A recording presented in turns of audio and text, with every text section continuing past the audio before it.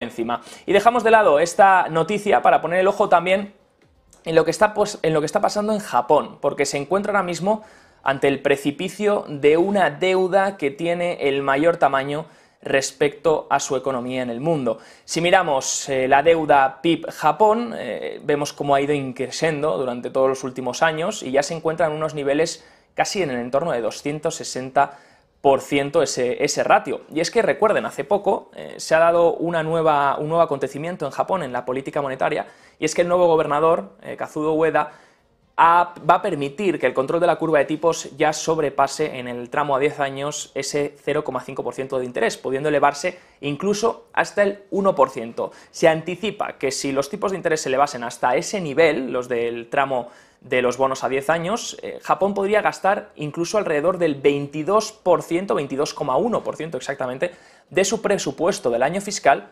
únicamente en el pago de intereses y en el pago de la deuda.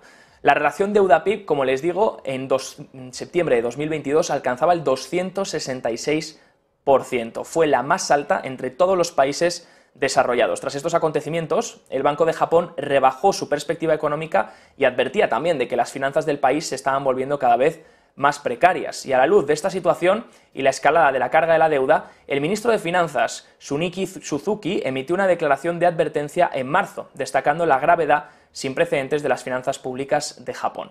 La tercera economía más grande del mundo tiene una proporción ahora mismo alrededor de una deuda PIB de el 260%, que es superior, como pueden ver en el gráfico, a la de otros países desarrollados. Según la estimación del Fondo Monetario Internacional, ¿por qué años de políticas laxas y control de la curva han hecho que el Banco de Japón acumule esta deuda? Bueno, pues porque ha tenido que comprar bonos para mantener los intereses, como les decía, en el tope, en el control de esa curva de tipos, en el 0,5%. Anteriormente era 0,25% y ya el antiguo gobernador lo elevó hasta el 0,5%, y esto significa que el Banco de Japón lo que evitaba hasta ahora era que el interés del 10 años sobrepasase ese nivel del 0,5%.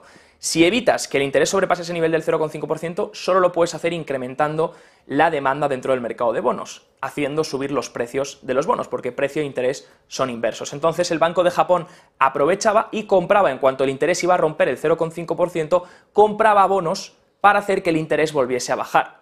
Esto, por supuesto, va haciendo que el Banco Central de Japón cada vez tenga más bonos en posesión, en balance, se endeuden cada vez más y también debilita fuertemente al yen y a los cortos en bonos que apuestan que tarde o temprano el Banco de Japón no aguante más. De hecho, los cortos en bonos son los que presionan a que el Banco de Japón tarde o temprano tenga que capitular. Y hace 2 semanas nos enterábamos que el gobernador, como les decía, del Banco de Japón, Ueda, realizaba esos ajustes en la política de gestión de la curva de rendimiento. Permitía un aumento potencial de esos tipos de interés hasta el 1%. Y este ajuste lo hicieron para aliviar la presión sobre la población en general, que se enfrenta a récords de inflación que no veían en muchos años y a un yen cada vez más debilitado por las políticas ultralaxas de la banca central.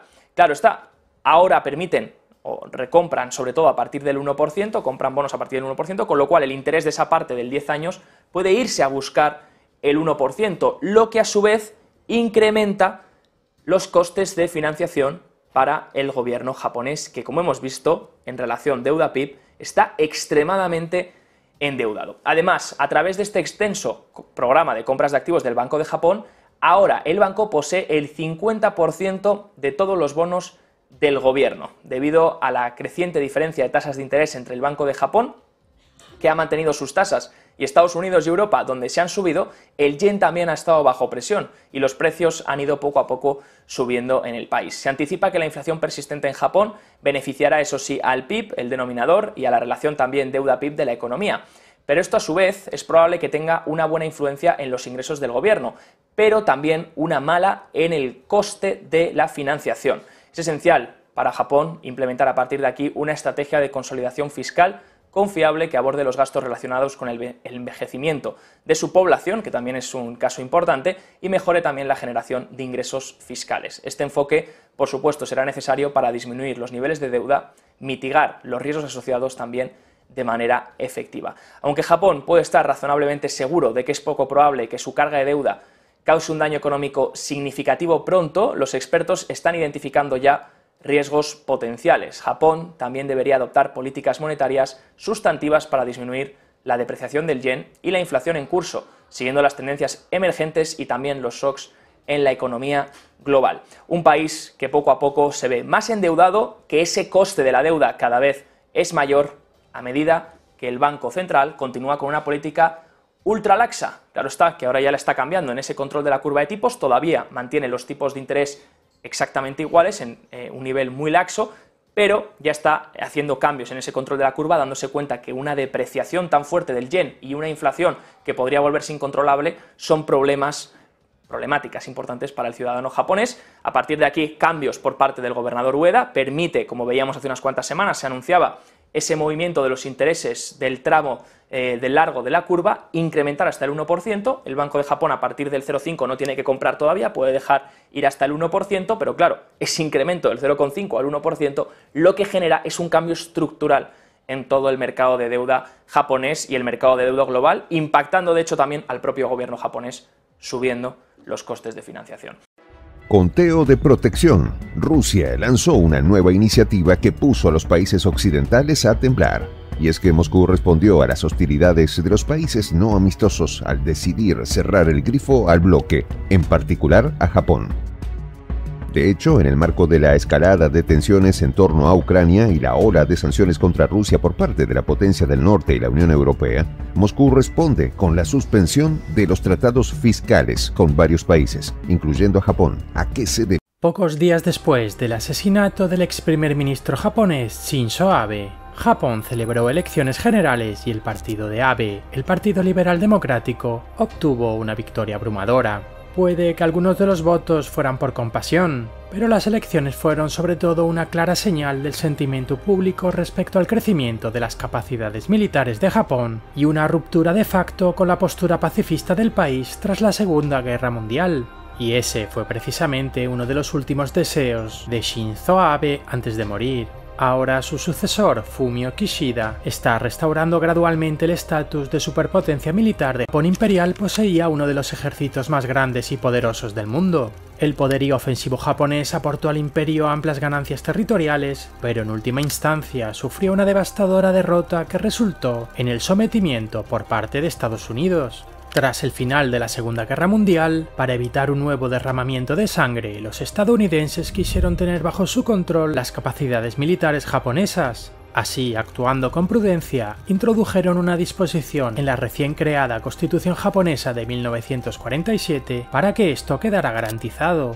Introducido bajo coacción y supervisado por el comandante de las fuerzas de ocupación, el general Douglas MacArthur, el artículo 9 de la Constitución japonesa prohibió a Tokio tener ejército. Fue una decisión que los estadounidenses lamentarían más tarde. Después de la Segunda Guerra Mundial, Japón cambió diametralmente su política. Abandonó por completo su pasado imperial, se convirtió en una democracia y se centró en un único objetivo, el crecimiento económico, y en esto obtuvo los mejores resultados del mundo. Al mismo tiempo, Estados Unidos, reciente adversario y después de un tiempo aliado, libraba batallas en muchos lugares del planeta, en una rivalidad estratégica con la Unión Soviética.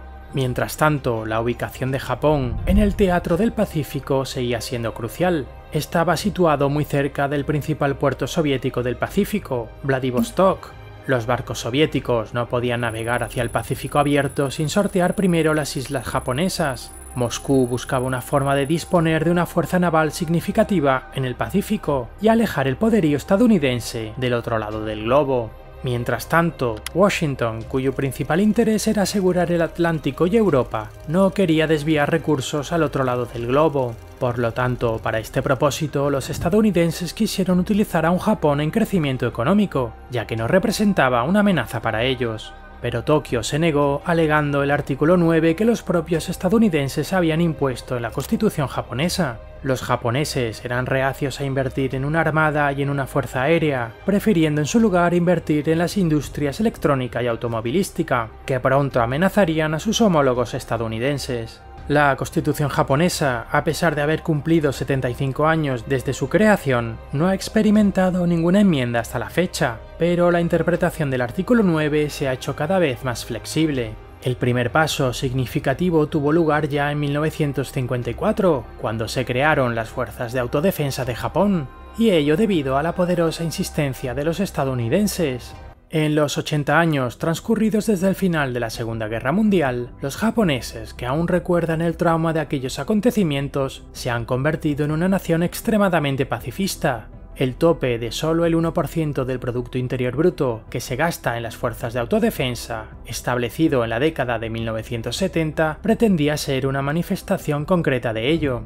Los japoneses se contentaron con arrendar a los estadounidenses su propio estatus de seguridad, que concluyeron sobre una base de un tratado de seguridad mutua firmado tras el final de la Segunda Guerra Mundial. En él, Estados Unidos se comprometía a defender la integridad soberana de Japón a cambio de la mencionada Constitución pacifista.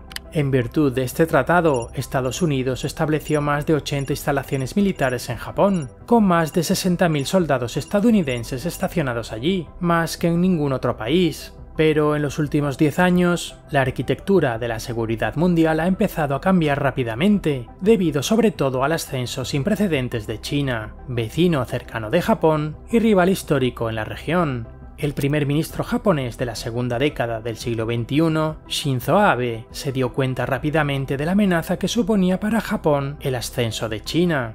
En respuesta, Abe puso en marcha una serie de reformas de seguridad sin precedentes y modernizó notablemente las Fuerzas Armadas de Japón. Consciente del poder relativamente menguante de Estados Unidos, actuó con firmeza en favor del Tratado Quad y, por tanto, en línea con los países que están, por decirlo suavemente, preocupados por el reciente ascenso meteórico de China. Además de Japón y Estados Unidos, Quad incluye a Australia e India. En este lienzo, las fuerzas de autodefensa de Japón comenzaron a participar en maniobras internacionales en otra reinterpretación flexible del artículo 9. Además, Abe incluso rompió el tabú nuclear en Japón y planteó la posibilidad de estacionar armas nucleares estadounidenses en suelo japonés sobre una base similar al programa de compartición nuclear de la OTAN. Estas propuestas fueron acogidas de manera muy controvertida por la opinión pública japonesa, que aún recuerda los horrores de los bombardeos atómicos de Hiroshima y Nagasaki. Es cierto que este escenario es poco probable, pero es uno de los muchos globos sonda que Abe ha enviado para redefinir la mentalidad militar de Japón. Con todo, la medida más crítica por la que luchó Abe fue duplicar el presupuesto de defensa, y parece que este objetivo se hará realidad a título póstumo. Abe terminó su tercer mandato en 2020 y tras un breve mandato del primer ministro Suga, asumió el cargo Fumio